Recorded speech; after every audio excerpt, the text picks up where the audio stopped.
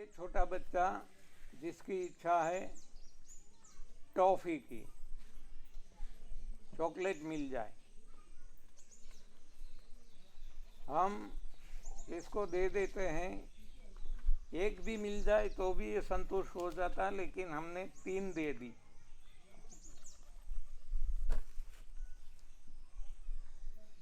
तो इच्छा तो परिपूर्ति हो गई, हाँ, अब तक के लिए।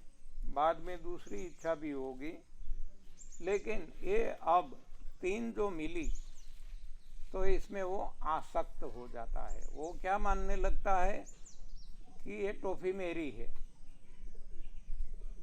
अब आप देखो, वो जानता है कि आपने दी है, आप उनसे 3 में से केवल 1 वापिस मांगो, नहीं देगा, बराबर। ये है आसक्ति। भगवान हमें एक की जगह 3 बेटे दे देते हैं। एक मर जाता है तो हम 2 है, इसके लिए हमें कोई आनंद नहीं है, लेकिन एक मर गया इसके पीछे हाँ सर पीटते रहेंगे। अरे उसने दिया, उसने ले लिया, इसमें क्या रोना। तो ये रोना क्यों आता है, दुख क्यों होता है? ये है आसक्ति। तो एक है डिजायर, दूसरा है अटैचमेंट। तो इसको कैसे हटाया जाए? देखो, ये कारण, मानसिक तनाव का कारण है इच्छा और आसक्ति। तो ये दोष है। जैसे शरीर के दोष थे, इंद्रियों के दोष एसिड था, उसी तरह मन के दोष हैं इच्छा और आसक्ति।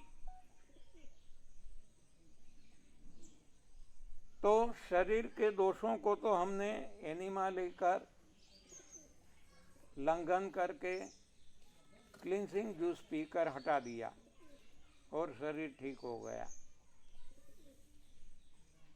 मन के जो दोष एसिड, उसको भी हमने फास्टिंग करके हटा दिया और अल्कलाइन फूड लेकर के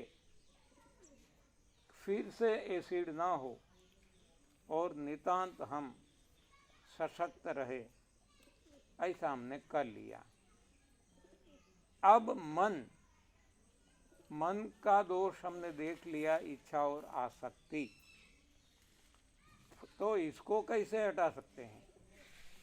इसमें उपवास भी काम नहीं आएगा, एनिमा भी काम नहीं आएगा, क्लींसिंग जूस भी काम नहीं आएगा।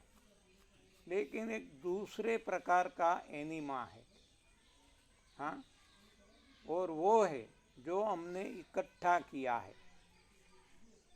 इसमें से निकालो। हाँ, बार बार हम कहते हैं खाने की बाबत में, शरीर के बाबत में, कि डालना बंद करो, निकालना शुरू करो। डालना है तो डालो, सही डालो, और निकालते रहो, तो नितांत निरोगी रह सकते हैं। उसी तरह यहाँ जो हम अप्रामाणिकता से धन कमाते हैं वो बंद किया जाए, और जो इकट्ठा किया है इसको निकाला जाए। तो निकालो निकालो निकालो, देने लगो, लूटाने लगो, बस आप देखेंगे कम नहीं पड़ेगा, बढ़ता जाएगा। हिम्मत करनी पड़ेगी। मुझे जब ये बताया जाता था, जब मैं नहीं जानता था, एनडीएस में नहीं था, तब मुझे को ये बताते थे कि आप दशांश निकालो, आपकी आय का 10वां भाग, 10वां हिस्सा प्रभु सेवा में लगा दो। तो ये सुन के मुझे बुखार आ जाता था, हाँ, कि ये कैसे संभव है। क्योंकि मेरी जो तनख्वाह है, सैलरी है, वो जो जी भी मुझे दे रही है, वो इनकम टैक्स काट के देती है। तो 30% 40% तक वो इनकम टैक्स काट लेती है स्लैब के अनुसार। ओवरऑल देखा जाए तो ये मोर देन 10% तो हो ही जाता है टोटल इनकम का। तो हमारा दशांश तो निकल ही गया। हाँ, तो अब हम कैसे ज़्यादा निकाल सकते हैं? हमें भी घर है, परिवार है, व्यवहार में रहना है, समाज में रहना है। ऐसी सोच थी मेरी, तो मैं नहीं निकाल सकता था। लेकिन जब सही बात समझ में आ गई कि ये जड़ धरती है, इसको भी हम एक मुट्ठी भर के अनाज देते हैं तो कितना गुना करके हमें वापिस लौटा देती है। ये तो जड़ है, धरती है, जबकि हमें तो प्रभु को देना है जो चैतन्य है। तो वो तो कितना लौटाएगा कि जिसका कोई अंत नहीं रहेगा। तब हमने हिम्मत करके थोड़ा सा निकालना शुरू किया और हमने देखा कि जितना निकालते हैं उससे ज़्यादा आ जाता है। कैसे आता है वो भी पता नहीं चलता, इतना आता है, इतना आता है कि आज हम भर चुके हैं, भर गए हैं, संतृप्त हो चुके हैं। अब हमें कोई तृष्णा, आशा, इच्छा नहीं बची हमारी। देते रहते हैं और देते हैं, इससे ज़्यादा आता रहता है। एक तो क्या हो गया कि हमारे रोग निकल गए, तो रोगों के पीछे जो हमारा खर्च होता था, एक खर्चा ही बंद हो गया। जितने लीकेजेस थे वो बंद हो गए। ये दूध, दही, छाछ, घी, मक्खन खाते थे, ये भी, इसके पीछे भी बहुत खर्च होता था, ये भी बंद हो गया। गैस का खर्चा बंद हो गया। हाँ, तो जो ज़्यादा खर्च जिसमें है वो बंद हो गया और आना शुरू हो गया। ऐसी ऐसी जगह से आता है कि हम कल्पना भी न कर सके, जिसको हम जानते भी नहीं हैं, और वो हमें दे देते हैं। हाँ, वो कहीं से हमें कभी मिले भी नहीं हैं। वो हमें कहते हैं कि आपकी बैंक डिटेल्स भेजो। हम कहते हैं भाई क्या, ये हमारा बैंक में अकाउंट पैसा नहीं है। हाँ, आपको हैक करना है तो इसमें से कुछ नहीं मिलेगा। हाँ, हम डरते हैं ना, हमारा कोई बैंक अकाउंट या ऐसा कोई मांगते हैं तो हम डरते हैं। तो वो कहते हैं कि माफ़ करना गुरुजी, हमें इतना फ़ायदा हो गया, इतना फ़ायदा हो गया कि जो पैसे में इसका मूल्य हम नहीं कर सकते। हमारा जीवन ही बदल गया। तो हमें गुरु दक्षिणा देना है, थोड़ी सी छोटी सी रकम। तो हम कहते हैं माफ़ करना, हमें कोई ज़रूरत नहीं है। हमारी ज़रूरत से ज़्यादा तो हमें भगवान दे ही रहे हैं। फिर भी वो कहते हैं कि हमारी ये भावना है, आप गुरु दक्षिणा स्वीकार करो।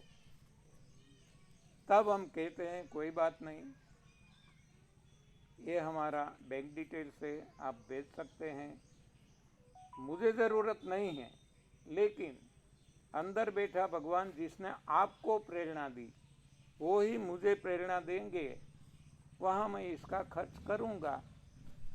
तो इस तरीके से जब मैं स्वीकार कर लेता हूँ तो उनको बहुत आनंद आता है। बस, तो उनका आत्मसंतोष वही हमारा सुख बन जाता है। ये भी मुझे कहना पड़ेगा कि जो भी मेरे पास है, देखो ये 2 मोबाइल से एक भी महीने परचेज किया हुआ नहीं है। एक एप्पल का है, आप जानते हैं उसकी कीमत 11 प्रो, और एक सैमसंग का है, मैंने एक भी नहीं परचेज किया। हाँ, भगवान दे देते हैं, किसी को प्रेरणा करते हैं। एक चोरी हो गया खीसे में से, राजकोट गया था, किसी ने निकाल लिया, तो तुरंत पता चला, तो सामने से वो ऑफ़र आ गई कि आपको जो पसंद है वो मोबाइल ले लो और मुझे केवल अमाउंट बता दो, मैं ट्रांसफ़र कर देता हूँ। तो इसमें भी मैं नहीं पढ़ता, मुझे पता भी नहीं ये कौन सा मोबाइल, किसी को मैं सौंप देता हूँ जिसको ज़्यादा समझ में आता है, तो वो ये सब कुछ मैनेज कर लेता है। और अमाउंट भी मेरे अकाउंट में नहीं, जिसने लिया परचेज किया उसके अकाउंट में ट्रांसफ़र हो जाती है बारों बार। तो मेरा कहना ये है कि देने से कम नहीं होता, डरो मत। जैसे हम खाना छोड़ने से डरते हैं, देखो हम बार बार कहते हैं रसाहार उत्तम है, रस पे रहो, लेकिन फिर भी लोग डरते हैं और रसाहार पे नहीं रहते। रसाहार पे रहोगे, आपको इससे कितना फ़ायदा है वो पता चलेगा। लेकिन वजह कोई भी हो, नहीं रहते हैं, ये मैंने देखा है, केवल यहाँ नहीं सभी जगह, तो परिणाम नहीं मिलेगा। हम नहीं देंगे तो भगवान हमें नहीं देगा। हम देना शुरू कर देंगे तो भगवान कई गुना ज़्यादा कहीं से भी भेज देंगे, ज़रूरत से पहले भेज देंगे। ये हमारा अपना अनुभव रहा, इसलिए हम आपको बताते हैं कि देना शुरू कर दो। हाँ,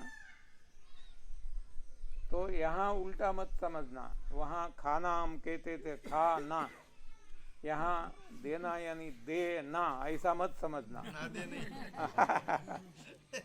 हाँ, यहाँ ऐसा नहीं समझना, यहाँ देते रहो, निकालते रहो। और देखो, मैं जिसके घर जाता हूँ, ज़्यादातर तो नहीं जाता, लेकिन कहीं कहीं जाना पड़ता है, तो मैं देखता हूँ दाखिल होते ही, हाँ, कोई साइकिल है, बाइसिकल, या तो स्कूटी है, स्कूटर है, ऐसा भंगार पड़ा है, वहाँ कोई काम में आने वाला नहीं है। तब हम उनको कहते हैं कि इसको हटाओ, बाहर कर दो, ये जगह तो आपको मिलेगी। मालूम नहीं क्यों इतनी आसक्ति है, वो नहीं छोड़ते, नहीं निकालते। अंदर हम जाते हैं तो इतना कूड़ा कचरा, ये सब कुछ भरा, कूड़ा कचरा यानी अनवांटेड जितना भी है। पहले हमने शरीर के अंदर देखा था, अब घर में अनवांटेड जितना भी है हटा दो। आप देखो कि ये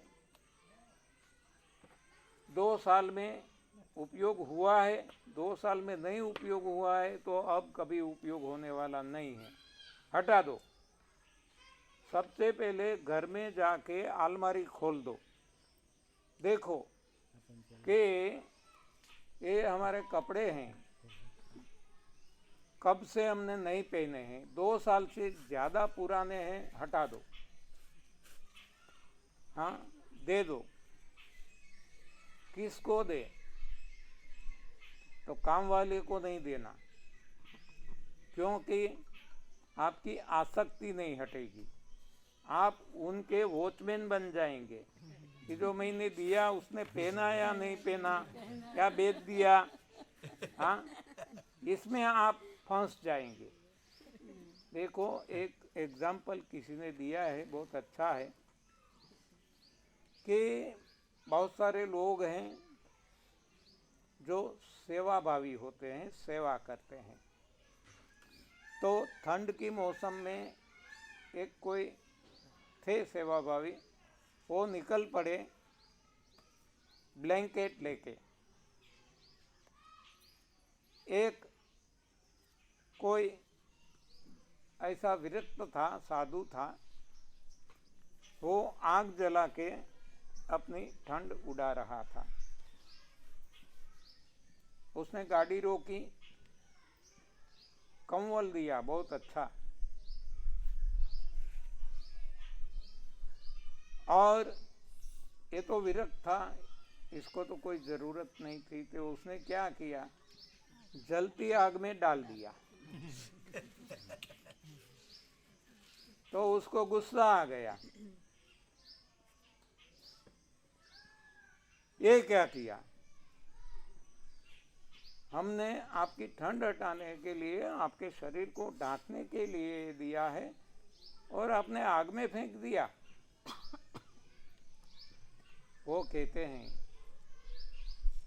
कि तूने जब मुझे दे दिया तब ये मेरा है या तेरा? मेरा है तो मेरी मर्जी में जो आए मैं करूं। अब तेरा क्या अधिकार है मुझे डांटने का? हट, चल जा यहां से। हाँ, तो ये आसक्ति नहीं गई, दे तो दिया, आसक्ति नहीं गई। इसलिए हम कहते हैं कि आपके जितने नजदीकी है उनको मत देना, जिसको आप जानते भी नहीं हैं वहां दे दो। और हमें मालूम नहीं होता है कि किसको देना, तो हम कहते हैं कि अंधेरे में चले जाओ, कोई चौराहे पे रख दो और प्रभु को प्रार्थना करो कि हे प्रभु, मुझे मालूम नहीं पड़ता कि मैं किसे दूं, आप को मैं अर्पण करता हूं, कोई भी स्वरूप में आप आके ले जाना। तो इस तरह से शुरुआत कर सकते हैं, बाकी तो रास्ता खुलता जाएगा और हमें पता चलता जाएगा कहाँ देना है, कहाँ नहीं देना है। वैसे गीता जी में भी कहा गया है, वहाँ दान शब्द का प्रयोग किया है। कुपात्र दान नहीं करना, सुपात्र दान करना। लेकिन शुरू में हमें कौन कुपात्र कौन सुपात्र नहीं पता चलता, तो ऐसे कहीं भी रख दो, वो भगवान पहुंचा देंगे सही ठिकाने पे। तो ये निकालना शुरू करो। मेरी स्थिति ऐसी थी, मैं बहुत कंजूस था। मेरे घर बहन बेटियां भी आती थी, मेरी पत्नी पहले से वो उदार है देने में, लेकिन वो मुझे पूछ के ही करती है। मैं कहता हूँ उस वक्त तो ये भी छूट नहीं देता था, मुझे पूछती थी कि क्या दूं बहन को, बेटी को। मैं कहता देने से उसका कोई भर जाने वाला नहीं है, आप देखकर कितना देगी, शुभेच्छा दे दो। हाँ, नहीं छूटता था मुझसे, तो मैं ऐसा जवाब देता था। आज उल्टा हो गया है, आज मैं बार बार उसको बताता हूँ कि जितना हो सके दे, तुझ में कितनी ताकत है ये तू देख ले, और भगवान कितना देता है ये भी हमें पता चल जाएगा। तो इतना देती रहती है, इतना देती रहती, कम ही नहीं पड़ता। हम जो हमारे घर पे आते हैं, शायद जिसने वीडियो देखा होगा यूट्यूब पे पता होगा, हमारे पास जो आते हैं गाइडेंस लेने के लिए आते हैं, हम किसी को जानते नहीं, लेकिन आते हैं तो आतिथ्य सत्कार में ग्रीन जूस या तो मौसमी संतरे का जूस, जो भी घर में है, तरबूज का जूस, ये पिलाते हैं। घर में मेरी पत्नी अकेली है, कोई उसको साथ देने वाला नहीं है, फिर भी अपना काम छोड़कर ये काम सेवा का कर लेती है।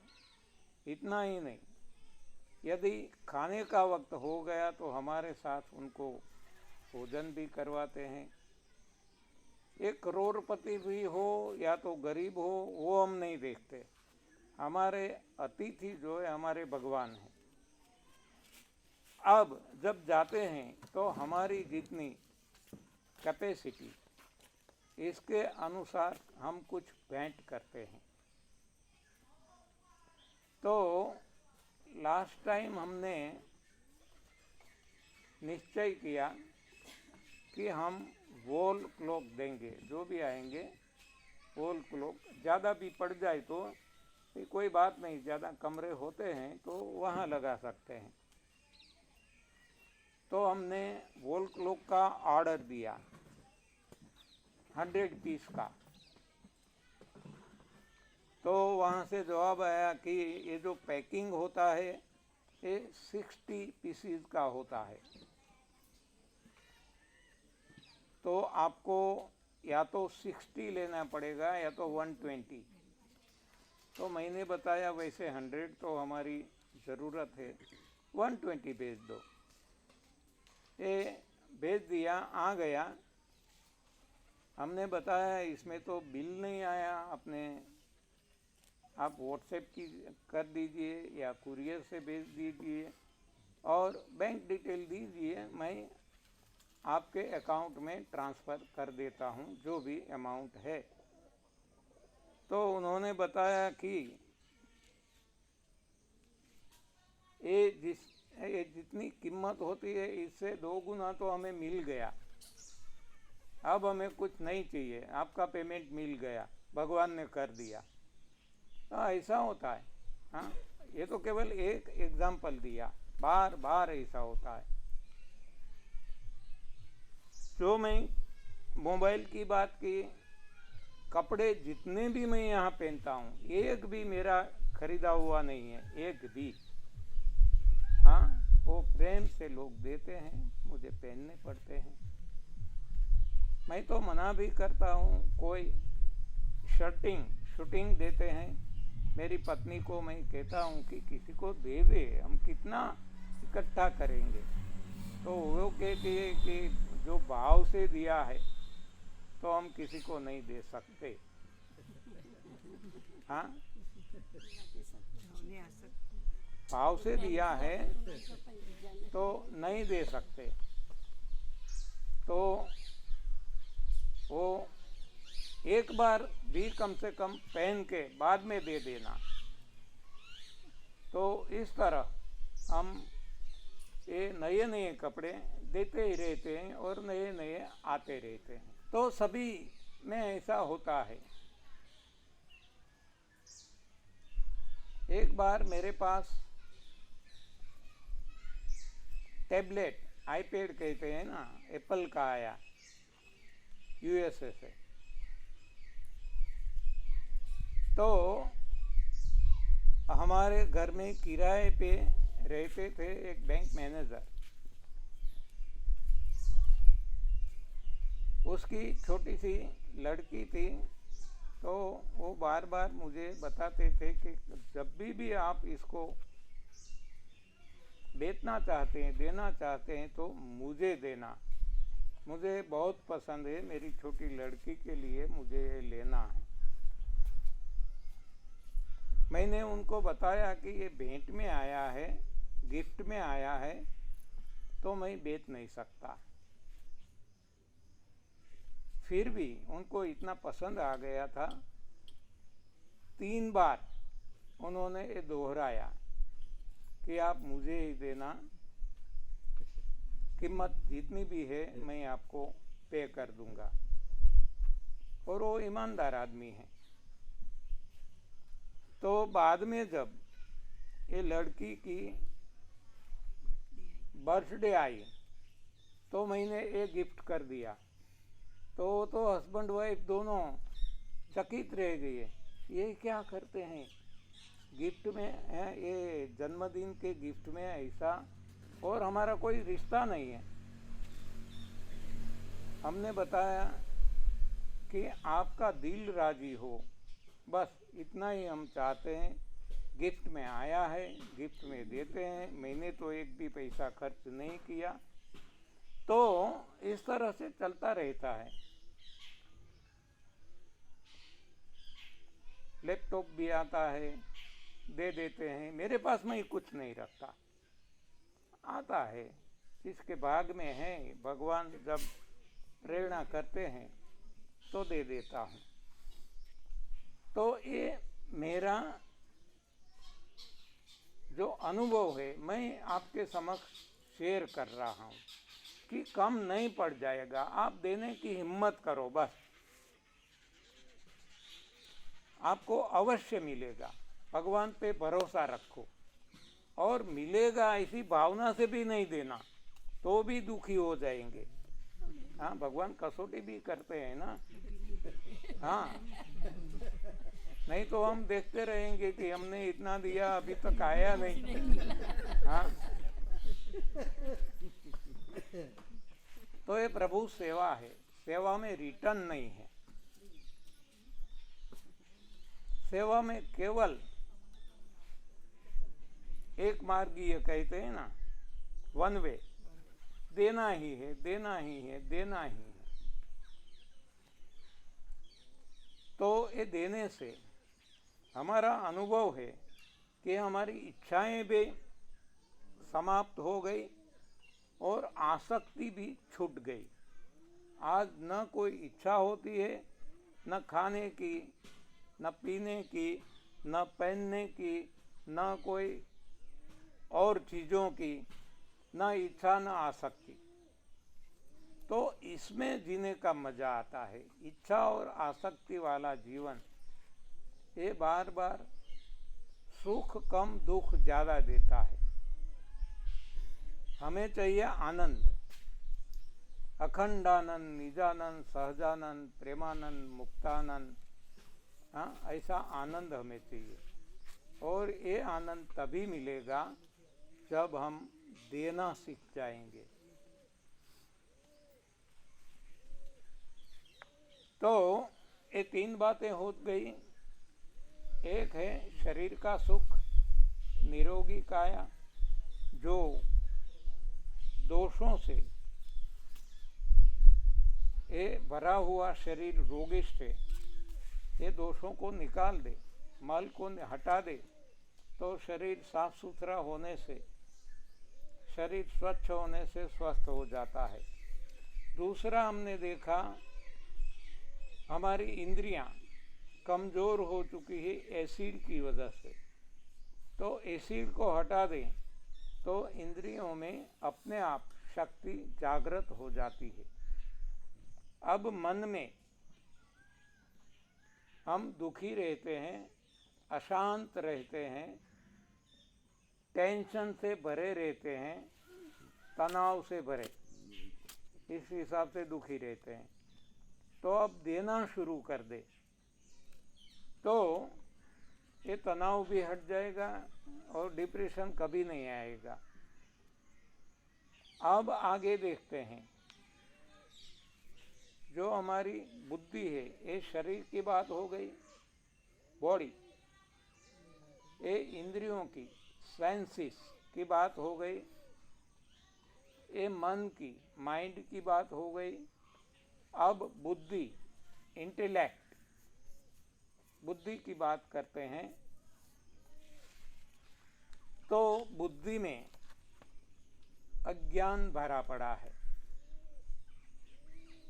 जो हम पढ़े लिखे हैं, विज्ञान को हम सही ज्ञान मानते हैं, लेकिन वो ही सबसे बड़ा अज्ञान है। तो अज्ञान को हटाना है तो क्या करना पड़ेगा? इसके लिए ध्यान करना पड़ेगा। ध्यान यानी कंसंट्रेशन, एकाग्रता। और एकाग्रता कब आएगी? जब मन शांत होगा। मन शांत कब होगा? जब अन्न सही होगा। तो फिर भी हम वहाँ आ जाते हैं कि तन को, मन को, जीवन को आनंदित बनाना है, अज्ञान को हटाना है, तो भोजन बदलना होगा, सही भोजन खाना होगा। तभी ध्यान लगेगा, नहीं तो ध्यान नहीं लगेगा कभी भी। बाद में बिना प्रयास ध्यान लगेगा, ध्यान में बैठने की भी जरूरत नहीं पड़ेगी।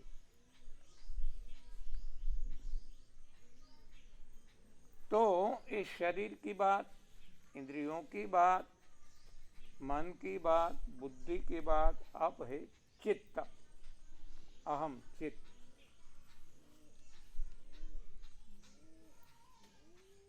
तो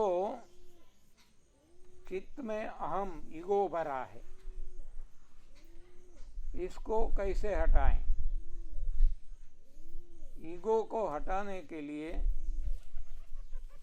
कोई साधन नहीं है, लेकिन प्रभु को समर्पित होना है, समर्पण भाव। और वो भी तब आएगा जब हमारा अन्न बदलेगा। तो सभी में आप देख सकते हैं कि जीवन को सर्वांश सुखी बनाना है, आनंदित बनाना है, तो भोजन बदलने से ही ये सब कुछ हो सकता है। भोजन नहीं बदलते और केवल कपड़े बदल लेते हैं और ध्यान में बैठते हैं, ध्यान नहीं लगेगा। तिलक करते हैं, मालाएं घुमाते हैं, भक्ति नहीं होगी, भगवान नहीं मिलेंगे। तो इन सभी के लिए बेसिक है, वो है भोजन में बदलाव, सही भोजन, और भोजन भी क्रमशः धीरे धीरे कम करते जाना, छोड़ते जाना। देखो, हमारी डिमांड होती है तो कितनी होती है। हाँ, हम 1 से 2 बन जाए, हमारी शादी हो जाए, पार्टनर मिल जाए, लाइफ पार्टनर मिल गए, बाद में बच्चे हो जाए, हमारा परिवार बस जाए, उसके लिए एक घर, गाड़ी, नौकर चाकर, ये सब मिल जाए, यानी कि हमारा साम्राज्य बन जाए। इससे अलावा हमारी कौन सी इच्छा होती है, कौन सी ख्वाहिश होती है? तो ये तीनों आप देख सकते हैं, शास्त्र में उदाहरण दिए हैं। एक में से 2 बनने का उदाहरण है माता पार्वती। माता पार्वती ने तप किया, संसार छोड़ दिया, जंगल में गई। देखो, अभी तो युवावस्था में प्रवेश कर रही है, इतनी उम्र है, तो उसको डर नहीं लगता होगा। लेकिन जिसको भगवान पे संपूर्ण भरोसा है, इसको कोई डर नहीं लगता।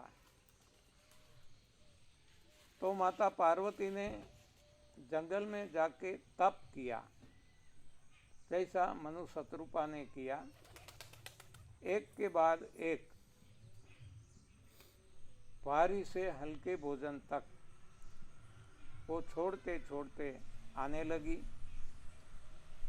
और पानी भी छोड़ दिया और हवा भी छोड़ दी। तब वहाँ स्पष्ट लिखा है कि जो रुष्ट पुष्ट पार्वती जी आई थी घर से, अब इसका शरीर इतना क्रूश हो गया कि केवल हड्डियां और चमड़ी दिखती थी। हाँ, ऐसा तो ये साधना का प्रभाव है कि वजन कम होगा। हमारा जब वजन कम होता है तो हम डर जाते हैं। बहुत सारे लोगों का ये सवाल आता है कि वजन कम हो गया, वजन कम हो गया, बुढ़े दिखने लगे। हाँ, लोग हमें जीने नहीं देते। कहते हैं कितना कैसा आपका शरीर आपने बना दिया, छोड़ो नहीं तो मर जाएंगे। हाँ, जिन्होंने इतना तप किया, माता पार्वती ने, मनु शत्रुपा जी ने, वो नहीं मरे तो हम कैसे मरेंगे। लेकिन तपस्या होनी चाहिए। केवल खाना छोड़ने से उपवास नहीं कहा जाता। उपवास का मीनिंग ही है उप यानी नजदीक, वास यानी रहना, आत्मा को परमात्मा के नजदीक रहना, ये उपवास है। और वहाँ नजदीक पहुँचने के लिए ये साधन है खाना छोड़ना, तभी हम वहाँ तक पहुँच सकते हैं। और वहाँ तक पहुँचने से शरीर एकदम क्रूश हो जाएगा। और जैसे हवा भी छोड़ते हैं, आकाशवाणी सुनाई देती है कि मांगो, जो भी मांगो आपको मिल जाएगा। और मिल जाता है। पार्वती जी ने क्या मांगा? वर। मुझे शिव जी ही मेरे पति के स्वरूप में मिल गए।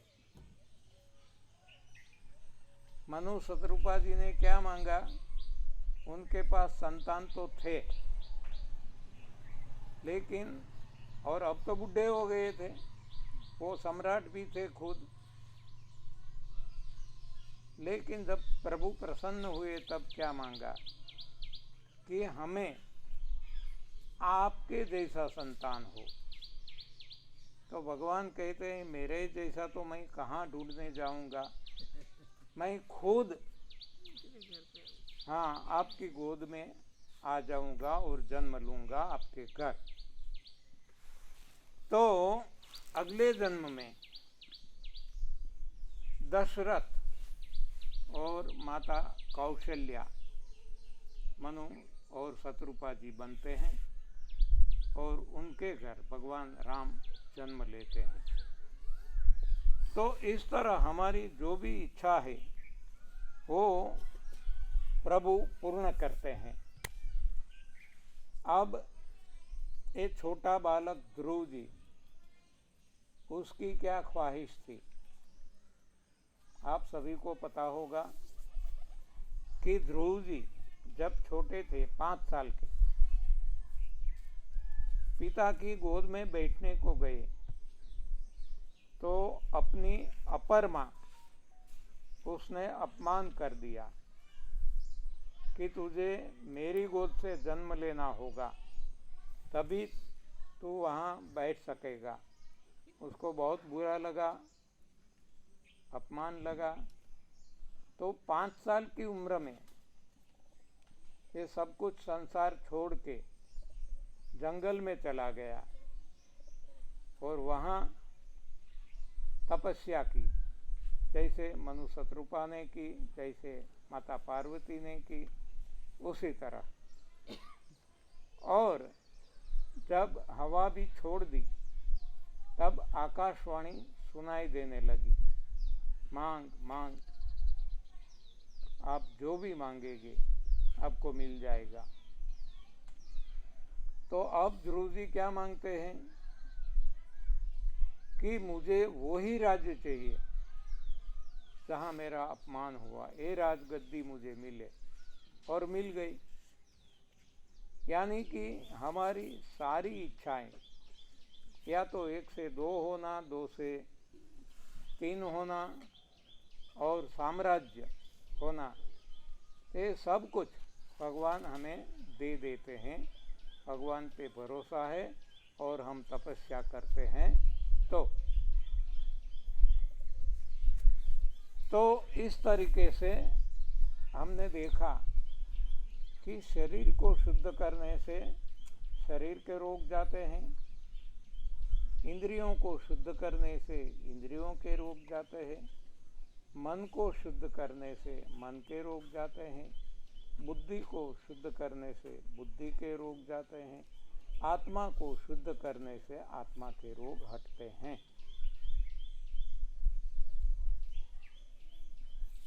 तो कौन सी अशुद्धियां थी ये भी हमने देख लिया, कैसे इसको हटाया जा सके साधन भी हमने देख लिया।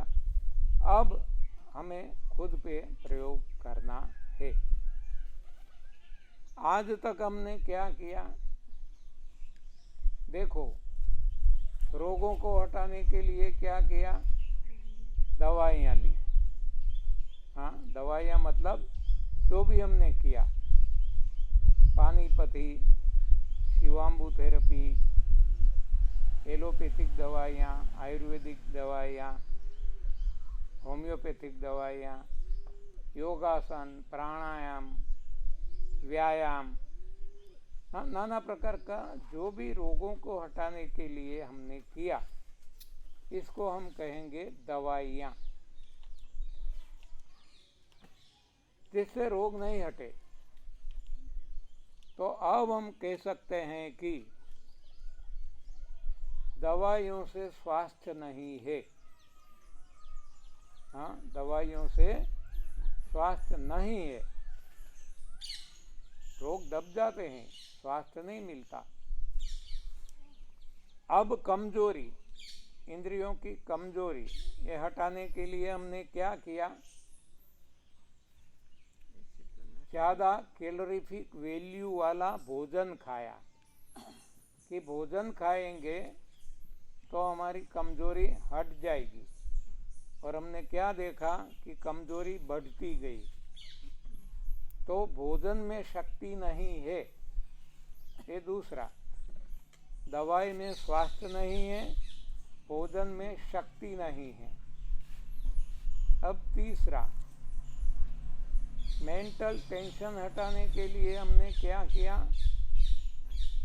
पैसे का, धन संपत्ति का सहारा लिया। जितना मेरे पास ज़्यादा अधिक धन आएगा,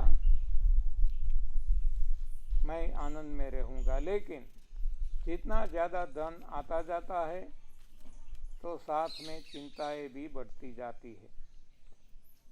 अनीति का है। नीति से तो पैसे आते नहीं हैं, ये हमें पता है। तो अब हम कहते हैं कि दवाइयों में स्वास्थ्य नहीं है, भोजन में शक्ति नहीं है और धन में सुख नहीं है। धन सुख नाम रख सकते हैं, लेकिन सुख मिलेगा नहीं। हाँ, उसी तरह आगे देखें तो ज्ञान के लिए हमने किताबें पढ़ी। अब हमें पता चला कि ध्यान से ज्ञान मिलता है। यानी अब हम कह सकते हैं कि किताबों में ज्ञान नहीं है। अब हमें प्रेम चाहिए। प्रेम के लिए हम क्या करते हैं? हमारा परिवार बढ़ाते हैं कि परिवार से हमें प्रेम मिलेगा। हमारा सभी का अनुभव है कि परिवार से कभी किसी को प्रेम नहीं मिला। हाँ, तो परिवार में प्रेम नहीं है। तो अब पता चल गया कि हम गलत दिशा में दौड़ रहे हैं। दवाइयों में स्वास्थ्य ढूंढते हैं, भोजन में शक्ति ढूंढते हैं, धन में सुख ढूंढते हैं, किताबों में ज्ञान ढूंढते हैं और परिवार में प्रेम ढूंढते हैं, जो कहीं नहीं मिलता। उसी तरह आगे देखें तो मंदिरों में हम भगवान ढूंढते हैं, किसी को न मिला इसलिए किसी को मिलेगा नहीं। हाँ, तो ये भी हमारी गलती है, हम गलत दिशा में दौड़ रहे हैं। भगवान को मंदिर में ढूंढना ये भी हमारी गलती है। भगवान कहाँ है? भगवान जहाँ रहते हैं, भगवान का निवास स्थान है, इसको मंदिर कहते हैं। हमारा निवास स्थान है मानव का, इसको हम क्या कहते हैं?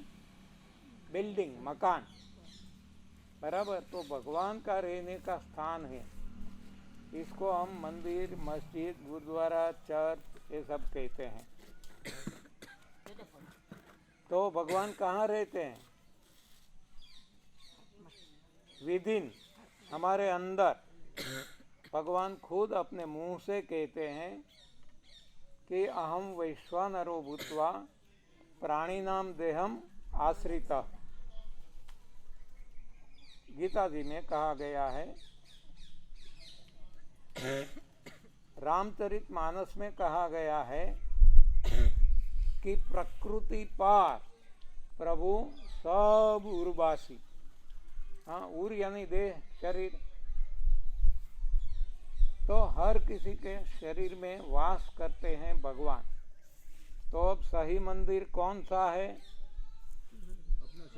अब मंदिर किसको कहेंगे हम? हाँ, अपने देह को, शरीर को। हाँ,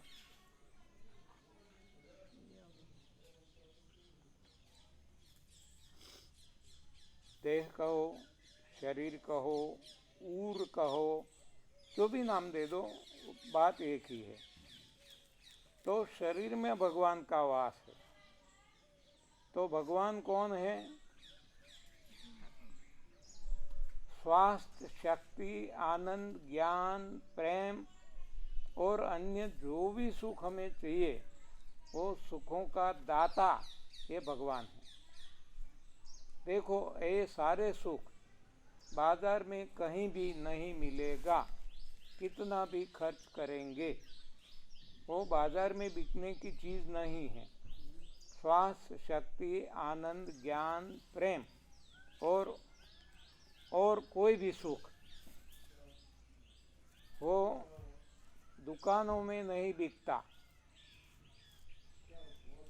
तो कौन बिकते हैं? कौन देते हैं? देने वाले कौन है? दाता कौन है? वो है भगवान। और भगवान कहाँ है? हमारे अंदर। तो आज तक जो हमने प्रयास किए, रोगों हटाने का प्रयास बाहर किया, कमजोरी हटाने का प्रयास बाहर किया, आनंद प्राप्त करने का प्रयास बाहर किया, प्रेम प्राप्त, ज्ञान प्राप्त करने का प्रयास बाहर किया, प्रेम प्राप्त करने का प्रयास बाहर किया। जहाँ आए नहीं, कैसे मिलेगा? प्रभु को पाने का, प्रभु का दर्शन करने का प्रयास कहाँ किया? बाहर किया, मंदिरों में, मस्जिदों में, गुरुद्वारा, चर्च में, जो हमने बनाया है, मानव ने बनाया। तो अब हमें पता चल चुका है कि जो भी सुख हमें चाहिए, ये सारे सुख किसके पास है? प्रभु के पास, भगवान के पास। और भगवान कहाँ है? भीतर। तो अब हमें जो भी सुख ढूंढना है तो कहाँ जाना होगा? भीतर। अब पता चल गया? भीतर ही जाना है। बाहरी दौड़ कभी हमें कोई भी सुख प्रदान करने वाली नहीं है। जब मैं भीतर गया, मैं भी तर गया। हाँ, भीतर को दो हिस्सों में बांट दो। भीतर गया यानी अंदर गया, तब मैं भी तर गया। हाँ, अब तक डूबा था, अब तर गया। तो भीतर जाना जरूरी है। जैसे महर्षि रमण आदि, ये लोग खुद को पूछते थे, मैं कौन हूँ, हु एम आई। बस यही उनकी भक्ति थी, यही उनकी शोध थी। तो उनको भगवान मिल गए।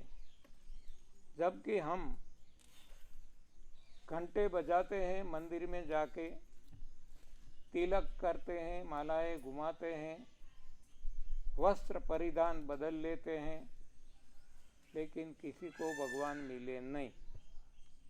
क्योंकि जहाँ नहीं है वहाँ हम ढूंढते हैं। मानो हमारा ये मोबाइल इस रूम में पड़ा रहा और हम यहाँ ढूंढे, सारी दुनिया छान मारे, मोबाइल मिलेगा क्या?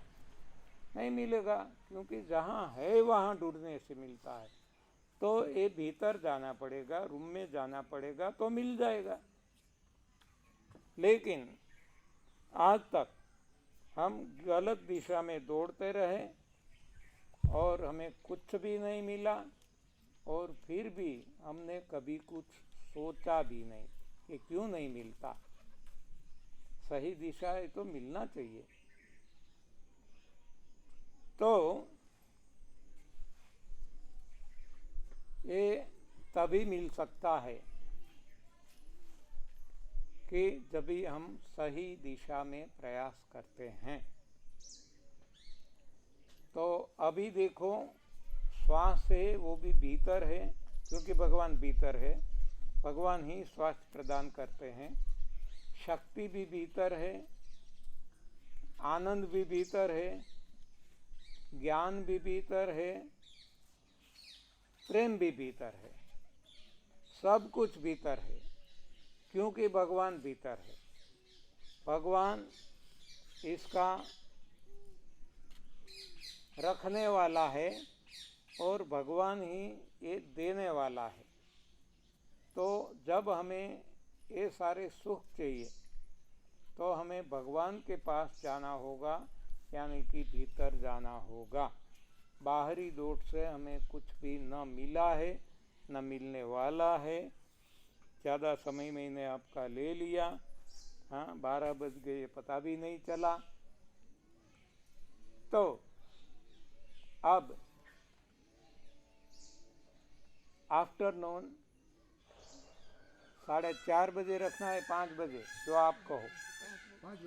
5 बजे तो 5 बजे मिलेंगे। ओके, आराम से आप, क्योंकि आधा घंटा अभी मैंने ज़्यादा ले लिया, तो ये कटौती नहीं करेंगे, आधा घंटा आफ्टरनून दे देंगे। तो आराम से आप करते जाइए, शरीर शुद्धि कीजिए। नहीं की है, एनिमा नहीं लिया है तो बाद में जो भी आपको यहाँ से दिया जाता है ले लीजिए और आराम कीजिए। धन्यवाद, आभार, प्रणाम।